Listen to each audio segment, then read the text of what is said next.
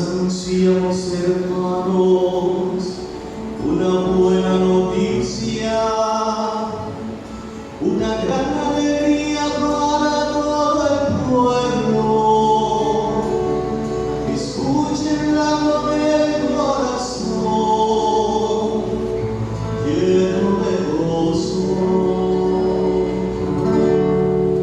Habían pasado miles de años desde que al principio Dios creó el cielo y la tierra e hizo al hombre a su imagen y semejanza.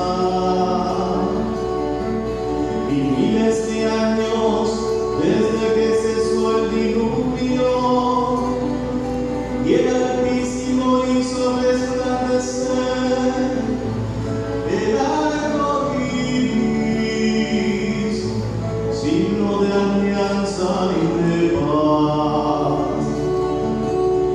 En el año 52 de la fundación de Roma, en el año 42 del imperio de Octavio Augusto, mientras entonces